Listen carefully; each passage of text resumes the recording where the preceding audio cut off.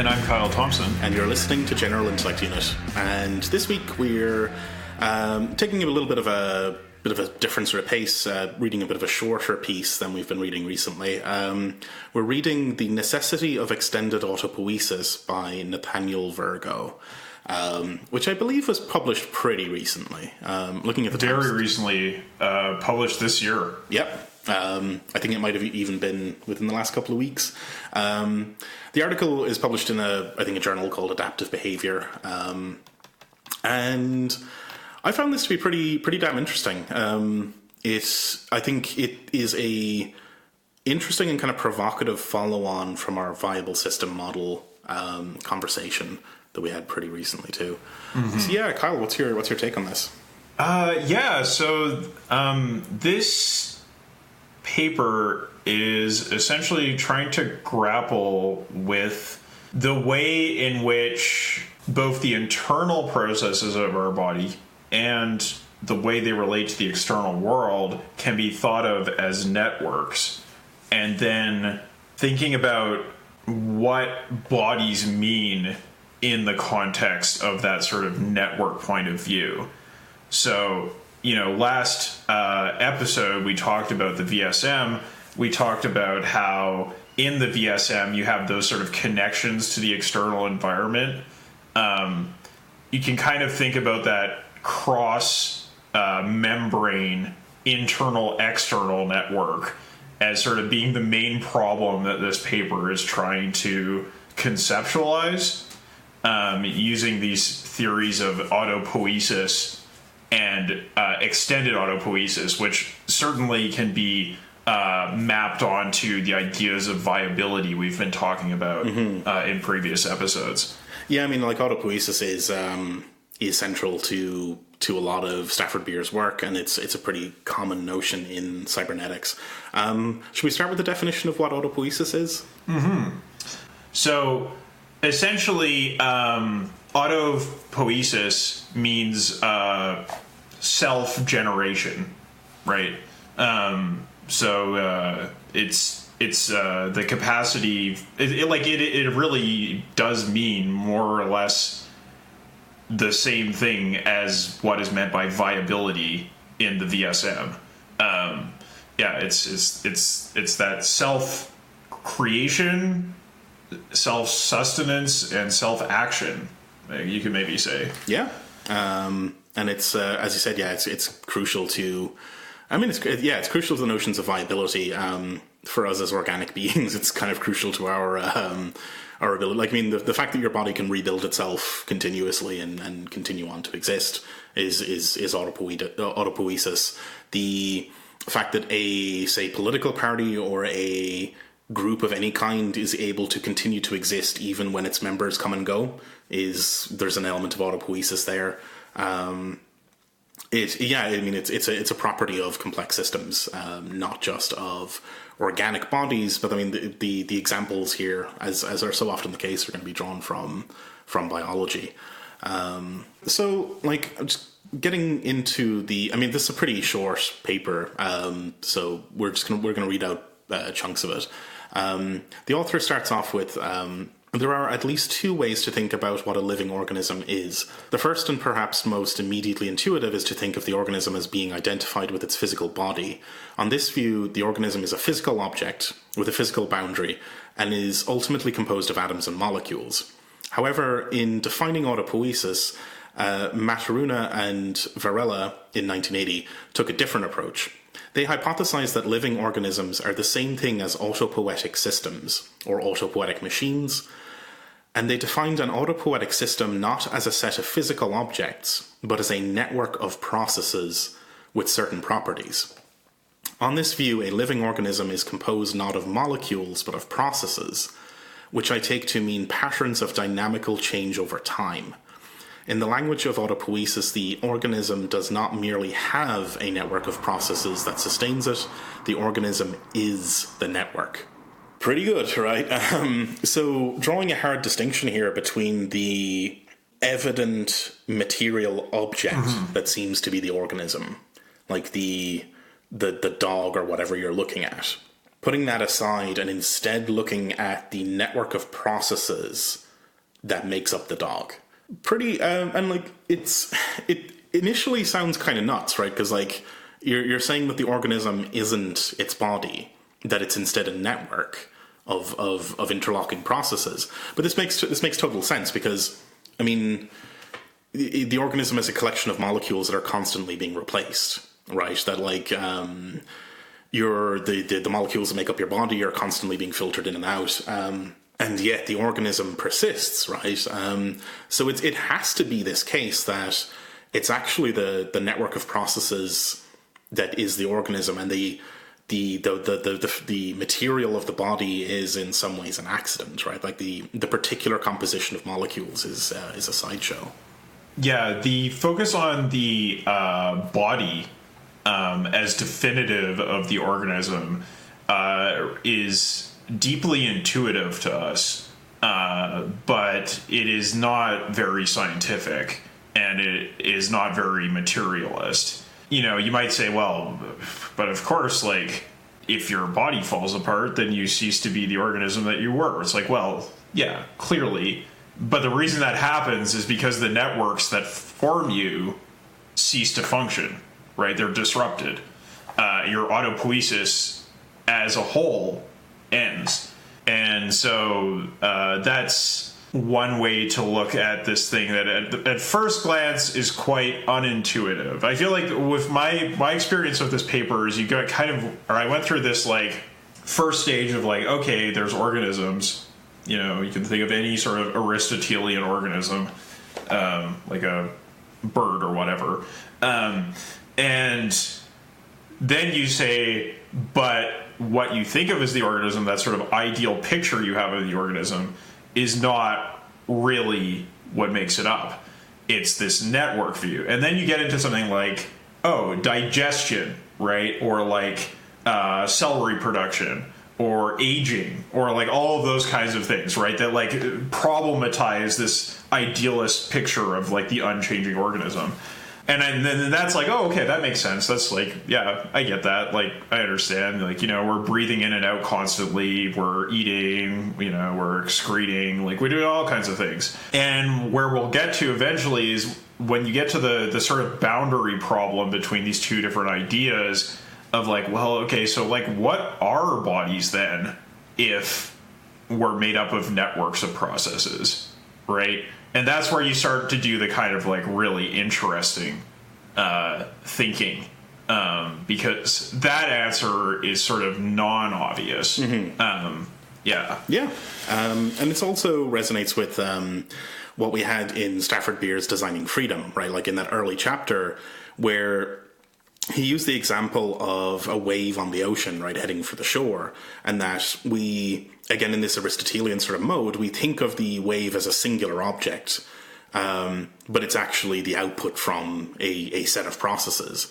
So, but it is counterintuitive, right? Like, and it's, I mean, this is in some ways the history of philosophy after Aristotle, right? That like our common sense understanding of the world, like this sort of naive realism, is problematic, right? Like it isn't scientific, and it in so many cases just doesn't line up with reality at all.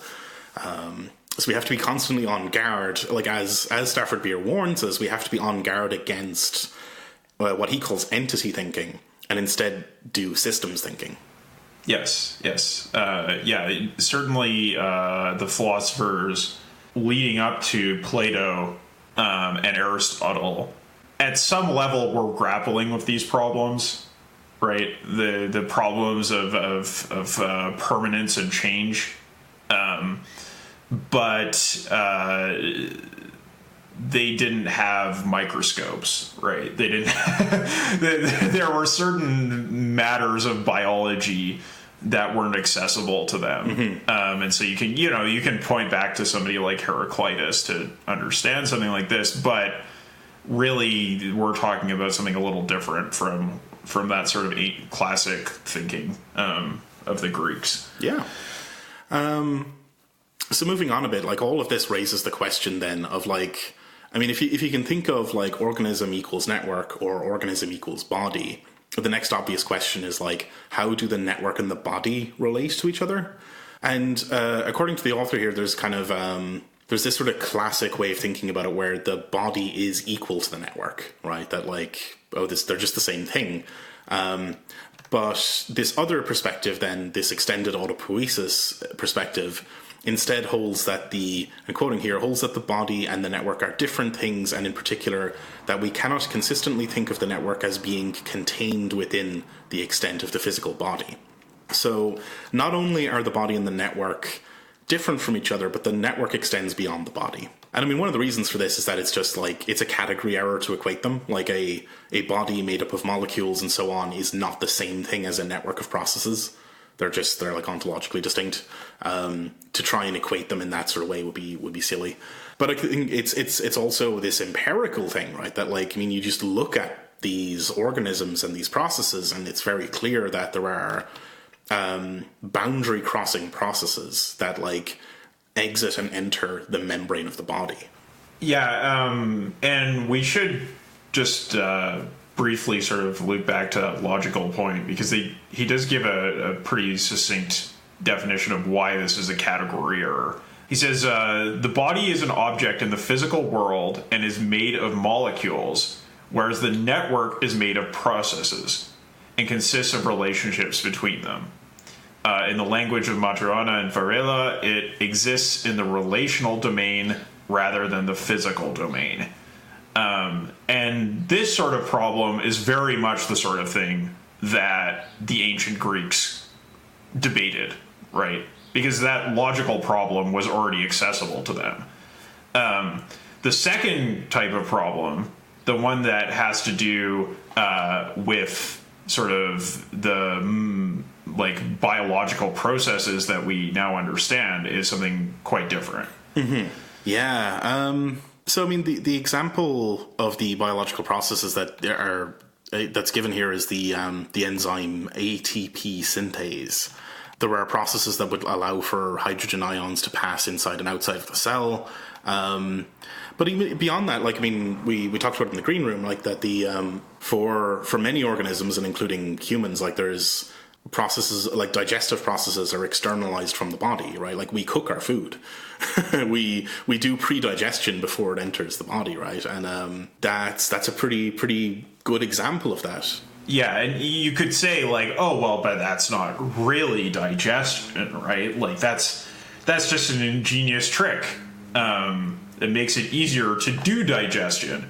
But if you take this extended autopoiesis view and like you take a sort of practical view of how our bodies move through our lives, then yeah, you could absolutely understand that cooking is a form of digestion, and it is a part of our extended autopoiesis. Mm-hmm. Other examples given here are behavioral feedback loops. So where the kind of the state of one organism is influenced by the states of others, and in this kind of reciprocal manner, kind of harking back to our coverage of Pickering there, right? Like with this sort of black box ontology of like a world that is composed of all of these massively distributed interlinking processes where, you know, it's hard to work out what caused what because everything's interconnected with each other, with everything else. And perhaps a sort of more narrow example of that is symbiotic mutualism between species, right? Like you have all these kind of strange interrelations between seemingly distinct organisms where the constitution of one of them is dependent on the constitution of the other.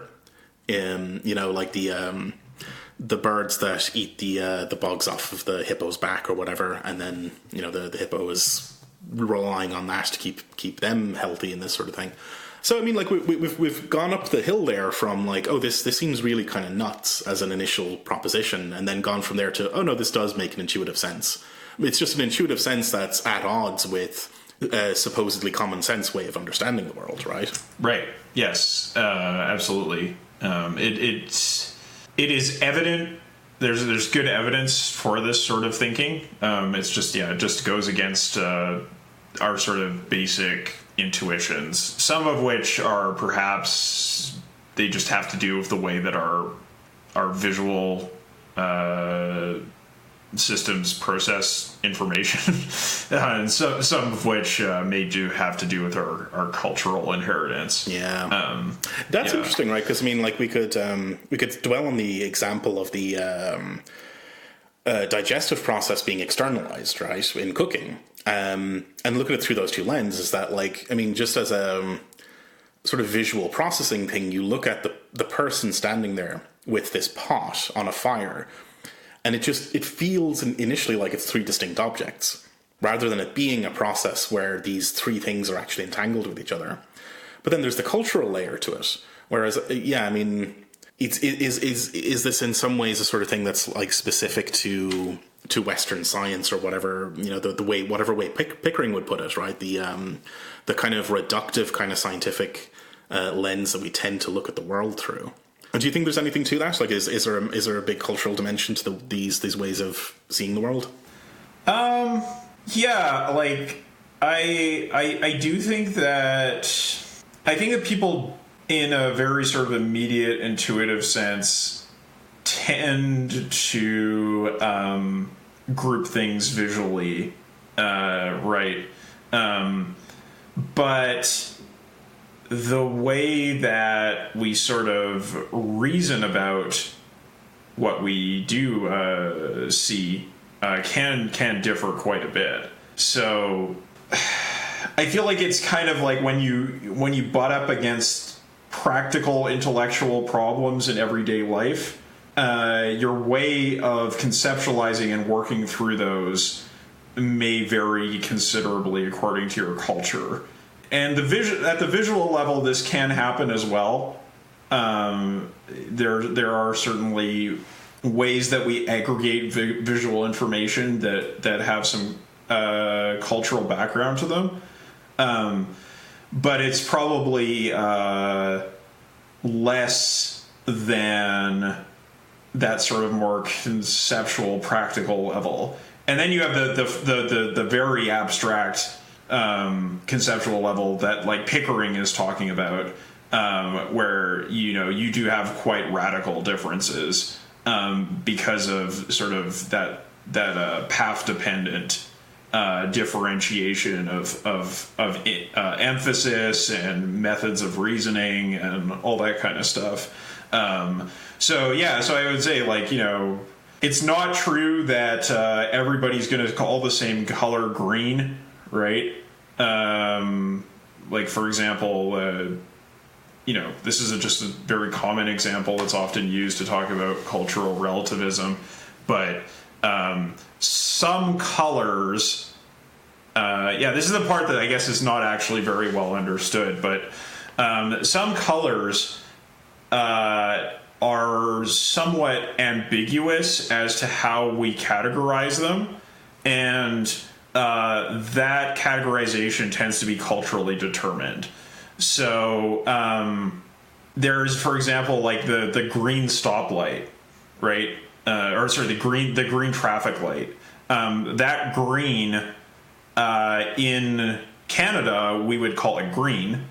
In Japan they would call that ao, which could be interpreted as either blue or blue-green, or it's some kind of ambiguous color space that we don't have a particularly good word for in English.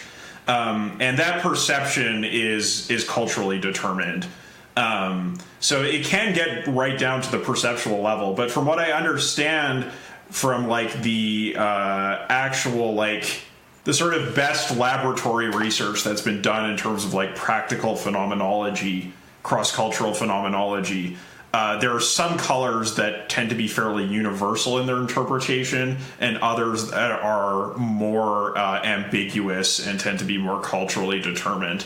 Now, of course, I'm sure the cultural relativists will come at me and try to attack me for making any kind of universalizing claim at all. I certainly had that problem in my methods class when I was writing about this stuff in grad school. But there's problems with doing laboratory research, but you can sort of make some possible provisional claims about biological universal determination. Maybe. Maybe it's they're provisional claims, right? We can't take this as like hard evidence of like, well, this is the biological realm and this is the cultural realm, and never shall the two meet. Yeah. I feel like even with all those caveats, we're still going to get atted pretty hard for some of them. Yeah, I know. Yeah, but, so.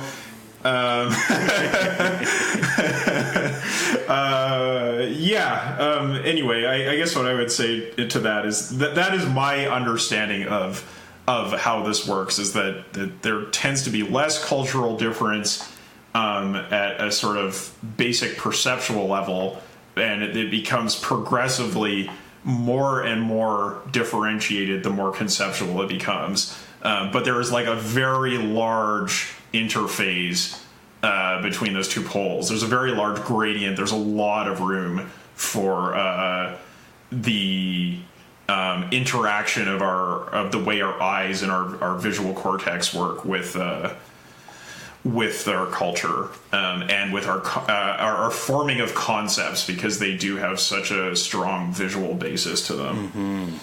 Yeah, totally. So, moving on a little bit, I mean, the author has established by this point that, like, these sort of extended processes are they're the rule, not the exception, right? That, like, in pretty much every case you can name, the network is larger than the body, right? Like, it extends beyond the boundaries of the membranes of the body, and to quote here, if we have eliminated the idea that the body and the network are the same, or even that they are coextensive in physical space, how then do they interrelate? This, to my mind, is where the really interesting questions lie. Clearly, the network must be tied to the body in some way. On some level, the Earth system consists of a single network of processes, of which each individual organism is merely a part. However, if our theory is to have any power, then we need some way to pick out the specific subnetwork corresponding to a given organism. Equally, it seems clear that the networks corresponding to two different organisms should be, at least on some level and to some extent, distinct from one another. So this is getting interesting, right? That, like, if the network of processes extends beyond the body, and, like, if ultimately the whole world or the entire universe is on some level one massive network, how do you pick these things apart, right? And the suggestion here is that this is about the sort of need for identification and distinction between subnetworks and between subsystems. Because, we've sort of seen in Pickering, but sort of our discussions of cybernetics in general, that this network point of view tends to break down distinctions between organisms or categories of being, and creates these kind of hybrid machinic understandings of reality. So when you do take this point of view, you're confronted with the sort of like deleuzian limit case of utterly incomprehensible chaos. And then you have to kind of think about, well, all right, let's not throw out the network perspective, but also let's think about how does distinction form, right? Yeah, because I mean, like, breaking down those distinctions can be useful in some ways, but then you can end up in a just completely formless nightmare of flux.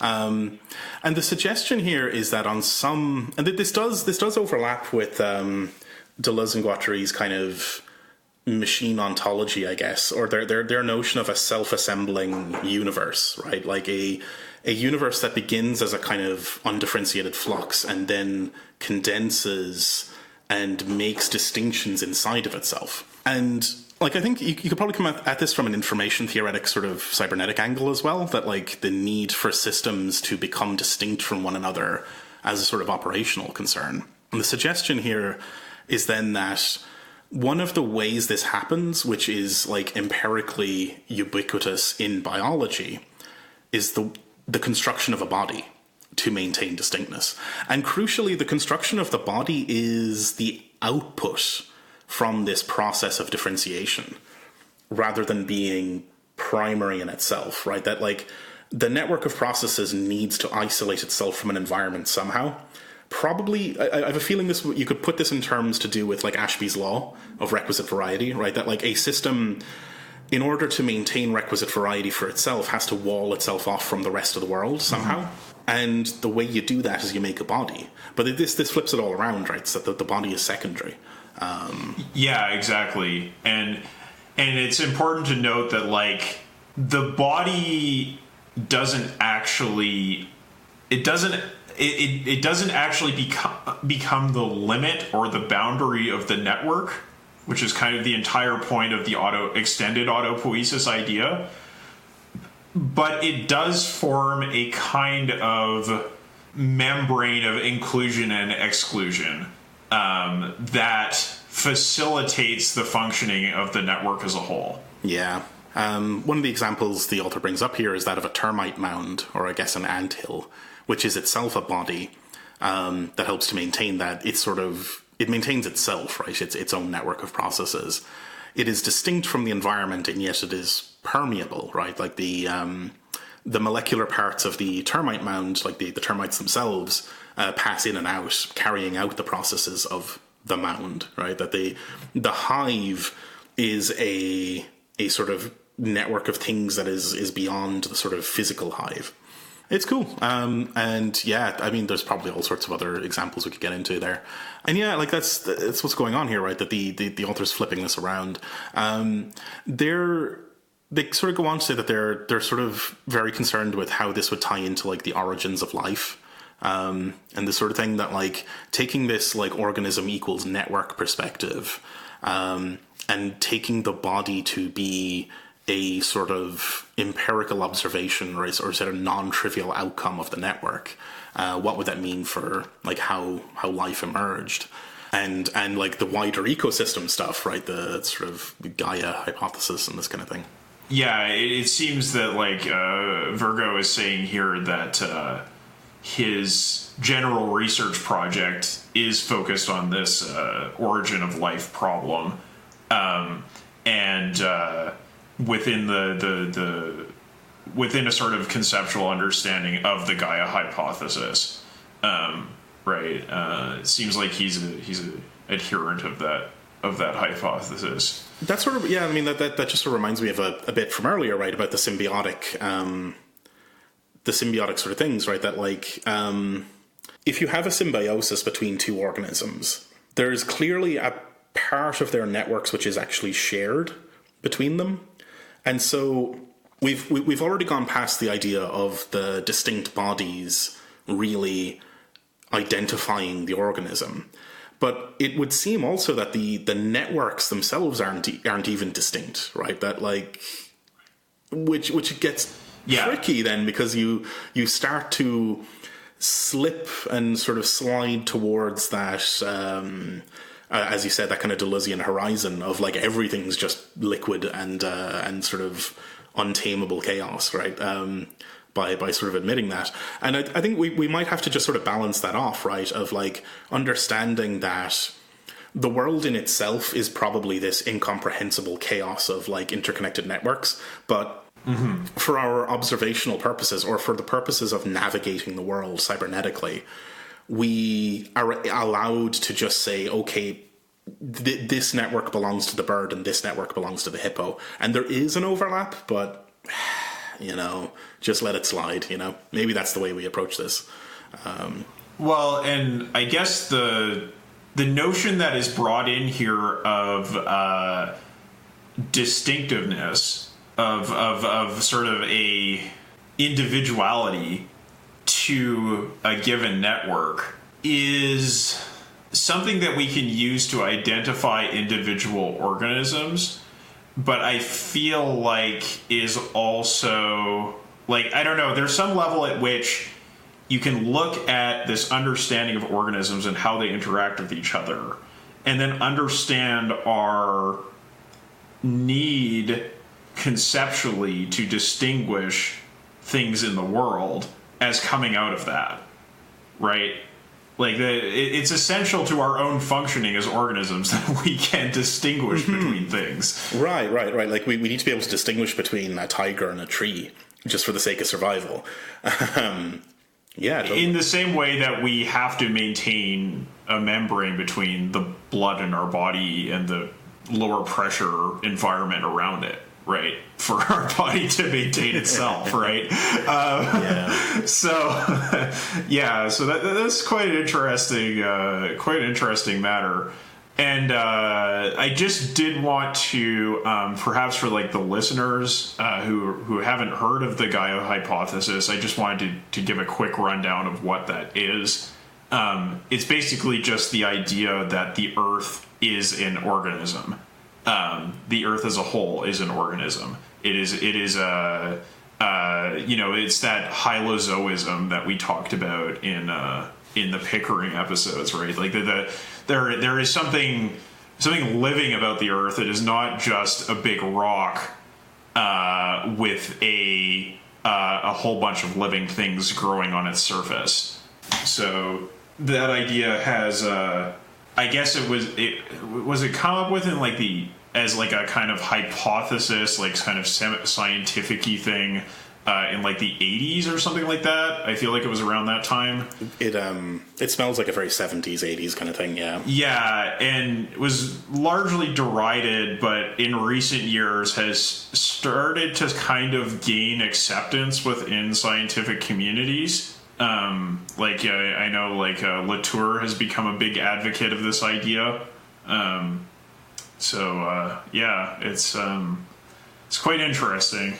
It is, yeah, and I mean, like, I think it's sort of the way one reacts to it sort of depends on how one thinks of organism, right? Because like there's a sort of naive realism of like just like, oh, a dog is an organism. Clearly, the Earth isn't, right? Because the Earth isn't a dog, that sort of thing.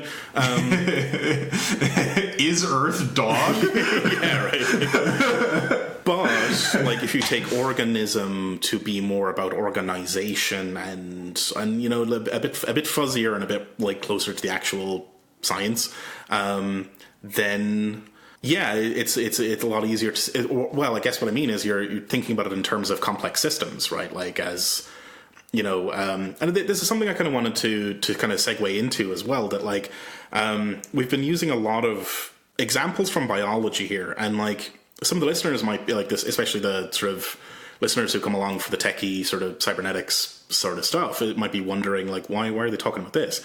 But it's like, going back to beer, these principles should apply to all complex systems, not just those in biology. It's just that biological systems are the complex systems that we are most familiar with, like intimately familiar with.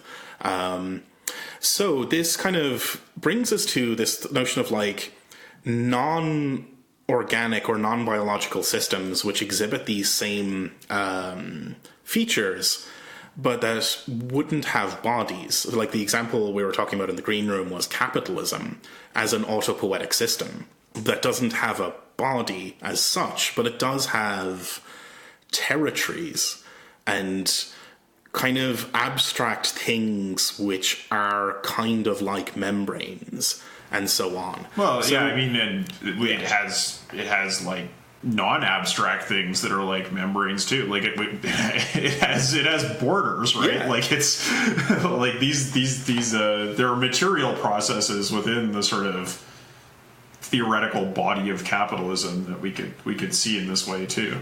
Certainly. Yeah, definitely. I guess I'm sort of like, there would be perhaps, in reading this paper, there'd be a risk of then privileging the biological as having these dynamics uniquely. And like, because I mean, I could also imagine, I'm arguing with the straw man in my head here, but like somebody would say a border isn't a membrane or whatever. A membrane is made of flesh or whatever. And you would have to argue them down from that stupid position, right? Like it's, Yeah. People who have no imagination or or fucking cognitive capacity, right? They're out there. No, it's like extremely like vulgar materialism. Totally. But like this cybernetic stuff and this complex system stuff it's ruthlessly materialistic, but also not vulgarly materialistic, right? Like it's able to grapple with these repeated kind of refrains in reality, right? Like that the same idea, the same sort of concept is instantiated in so many different ways on different scales. Like, so we have to take the idea of body here as being much more general than simply a biological body, but being a kind of territory in that kind of deleuzian sense, right? Of like a repeated pattern that establishes an inside versus an outside. But that also, the thing that establishes the pattern, the network, is not contained entirely within the territory. So I mean, an example we were talking about as well was that like a body such as a trade union or a political party is not exhausted by it doesn't exhaust the network of processes that forms it, right? So that like the workers' movement is not contained entirely within the trade union bodies, nor is the sort of general activity of the political activity contained within the party. These are bodies that are smaller than their networks. Yeah, and I mean this is a really important issue, right? Because you sort of see these kinds of problems come up with like syndicalism or with Marxism-Leninism, where there's a lot of sort of misunderstandings of the nature of these boundaries, the nature of the networks that are involved. They get reified, and this leads to sort of political strategic errors, as well as organizational errors. Yeah. To say the least, yeah. Like the over-identification with the body, right? The concrete instantiation rather than with the broader network.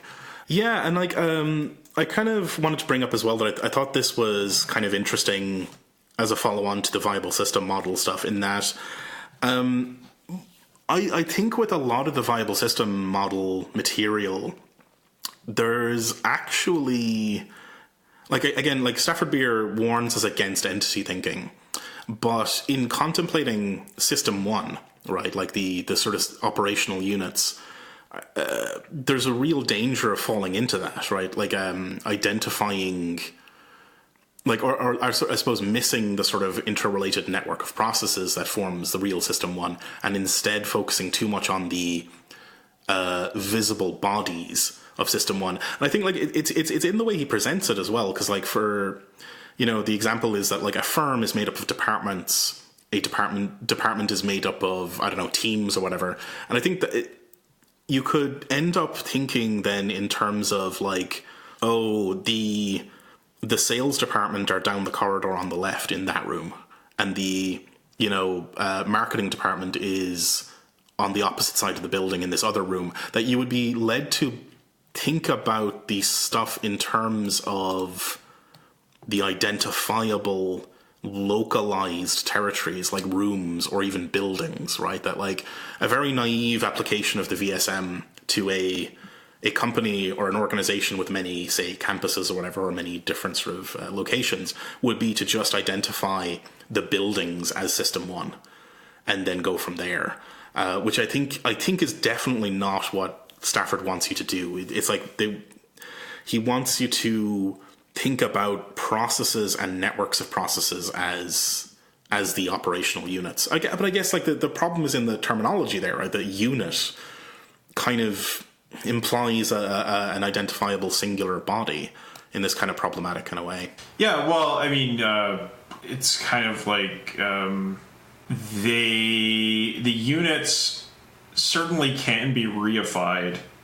However, I do also think that there is some value in thinking about the units as bodies in the sense that they are used here in this paper, and thinking about the extended autopoiesis of those bodies as like the process relations between units. Okay, yeah. Because we saw in one of the case studies that we read in our previous episode about how at a certain level of growth of organization, it is actually quite useful to establish bodies, or you might call them organs, but that's just semantics, right? Like it's not really meaningful in this particular problem. So so like that was actually like a positive outcome of the VSM was of the use of the VSM was to establish bodies within the organization, but again, very important to understand that extended autopoiesis in order to have a actual systems understanding as opposed to a essentializing, reifying the map is the territory kind of point of view, right? And the other thing I wanted to bring up about that, I think I've lost it now. Slipped away from you. No, yeah, that's a great point, right? Like, and I guess it sort of loops back around to a point in this paper about the formation of bodies being a solution to problems of complexity. And we see it at the cellular level in biology where, the abstract problem is how to allow for the maximum number of these entities to coexist. Oh, well, the way to do that is to have them hive off from each other in cell structures. At the organizational level, you get the same sort of pattern repeating that, how do we allow for the biggest possible organism, the biggest possible firm? Oh, the way to do that is to do cell division inside the firm and form bodies or organs. And same thing here. It's exactly that matter of autonomy of the operational units that comes up in the VSM, right? I feel like that each operational unit is given a kind of mandate, and that mandate forms a kind of basis or protocol for the maintenance of its autopoiesis or its autonomy, right? Yeah, so that seems like a good opportunity to segue into the last section about distinctness and distinctiveness. So what's that all about? Right. So distinctness is something that Virgo argues non-living systems can possess. So the examples given are a flame from a candle, which is actually quite complex. And does maintain a certain autopoiesis. Because, poiesis, the word poiesis comes from Greek, and it did not refer just to living things in its original understanding. It applied to basically all of our experience, the world, right? It is poetic, it is self-arising. So you can have non-living things like a candle flame, or another example is a hurricane. That can maintain a kind of structure. They can have the network of operations within them maintains a kind of system that can be quite complex, but they're not living. And Virgo argues that apart from that sort of distinctness that would distinguish a flame from its environment or a hurricane from its environment, you can also point to distinctiveness. So what Virgo says is an organism seen as a network propagates not only a generic set of processes that are part of all organisms, it also propagates a particular set of processes that are unique to that individual or to its lineage.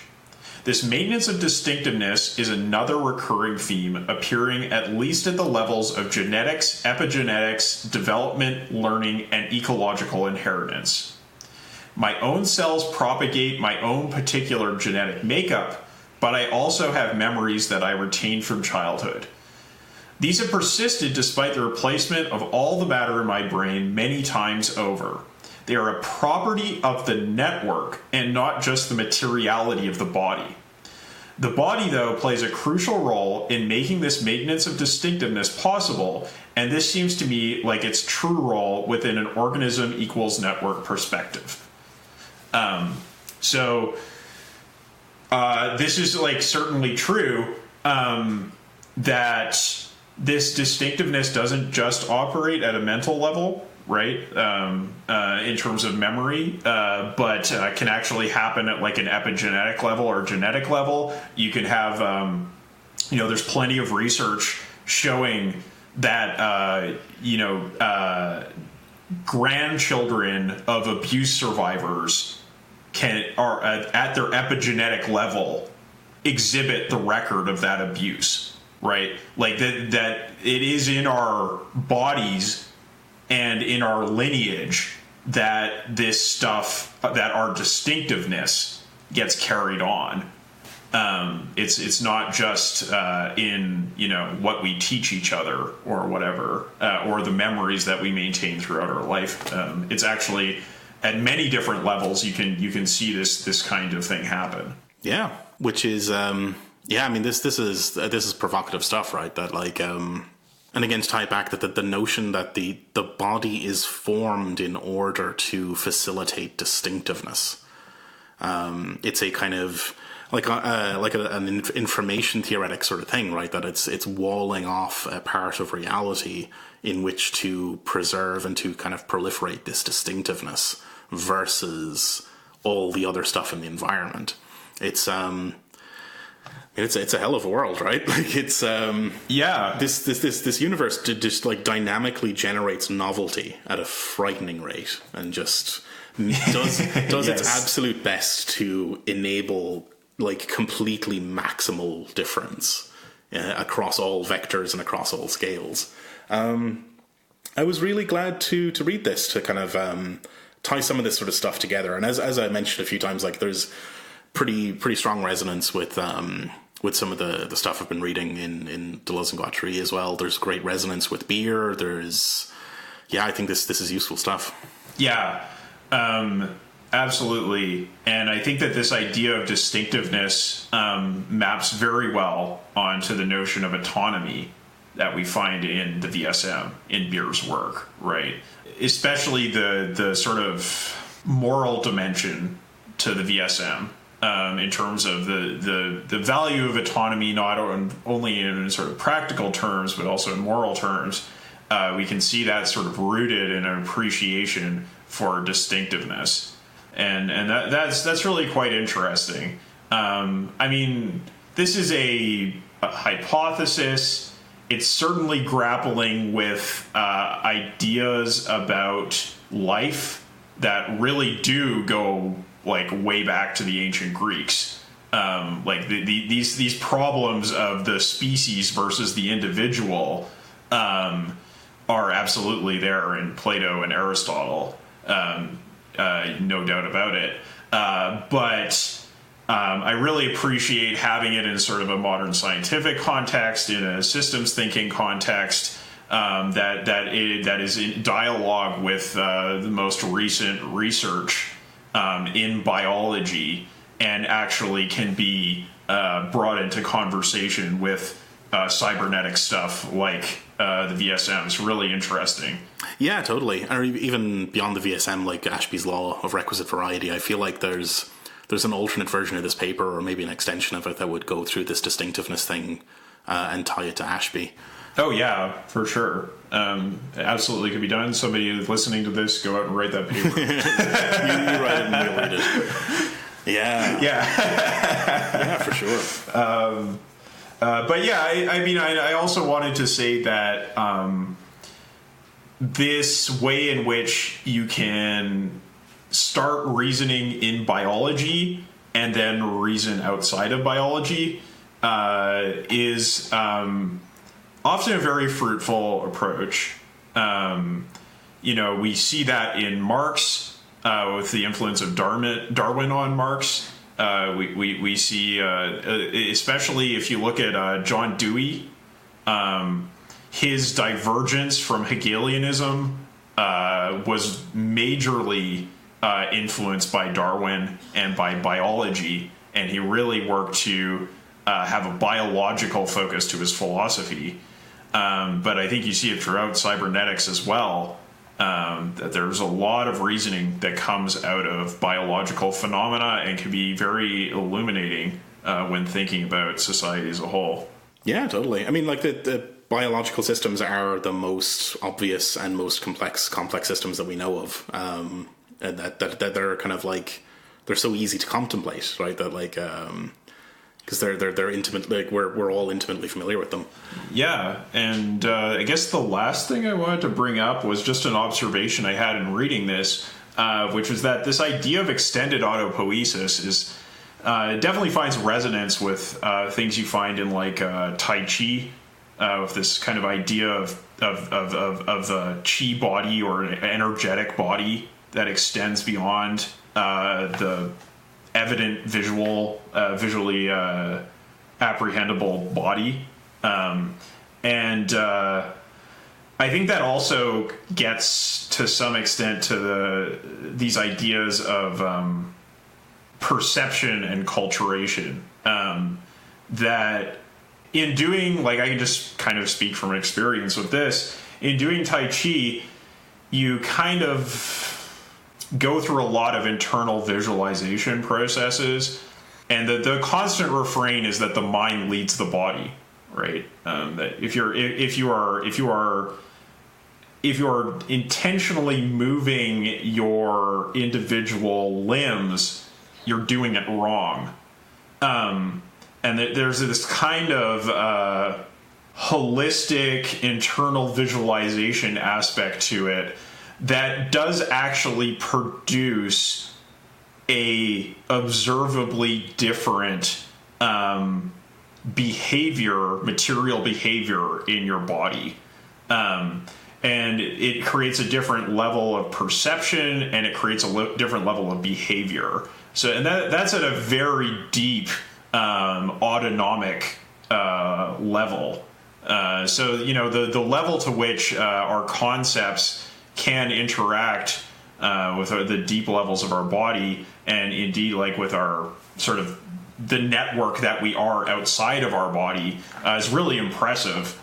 And I guess using this kind of thinking, we can kind of maybe develop and refine those sorts of ideas beyond just the, like, I don't know. I mean, whether using this kind of approach would give you better effects in terms of actually doing Tai Chi, I'm not sure. But I think, like, putting it in a dialogue, they could maybe develop in an interesting direction. It's always the thing I come to with these sorts of discussions is like, well, is the sort of more modern approach really going to produce better effects? I'm not sure, but I guess it's worth thinking about, because then we get interesting things like the VSM.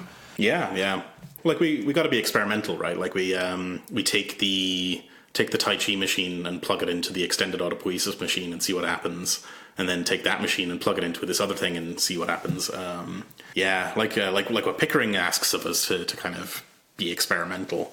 Yeah. It's that sort of openness to ontological variety that I think we should appreciate and respect, and don't just dismiss concepts from other cultures because they are speaking with a different conceptual vocabulary, which has very often been done in the past, especially in, like, the medical profession.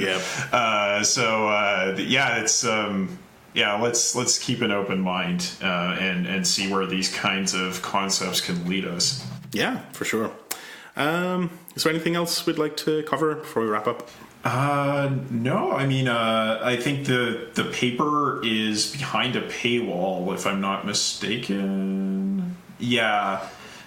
So unfortunately, that is not going to be accessible to the readers, but hopefully this has given you an interesting introduction to these concepts, and I mean, we've linked it to all sorts of things you could go investigate beyond that. So if you have university journal access, then check it out.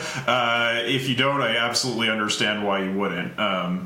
So, we do try to avoid covering too much content on these shows that is behind academic paywalls, because they're very, very exclusive. But I think that as a short piece, this was quite interesting and thought-provoking. Yeah, we'll try to avoid that in the future, definitely. But, I mean, otherwise, thanks, listeners, for coming along with us on this episode. And if you'd like to catch up with us on the internet, we're on Twitter at GI Unit Pod. We're on Facebook as General Intellect Unit. We're on the net, on the non-Facebook internet as at generalintellectunit.net. If you want to support the show, maybe obviously subscribe, share us around with friends. If you want to support us in a bit more of a material way, you can go to patreon.com/generalintellectunit and throw us a couple of bucks a month.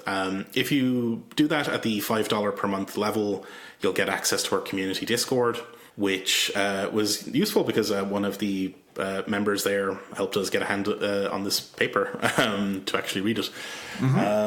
It's lots of interesting discussion happening there. So if you want to carry on a conversation like this, you can absolutely come join us there. Yeah. It's really wild. We should have set that up ages ago. And you should also check out, go to emancipation.network on the internet and check out our sister shows, Swampside Chats and From Alpha to Omega. They're really good. They're really, really amazing. Yeah, I think probably by the time this airs, you will have already had the opportunity to listen to me on Alpha to Omega. But we have collaborations with Swampside also coming up. Yeah, it's we have a lot of big plans and big ambitions. But yeah, it's going to be good. Anyway, yeah, I think that's it. Thanks for listening, and we'll catch you again in a couple of weeks. Bye-bye. Bye.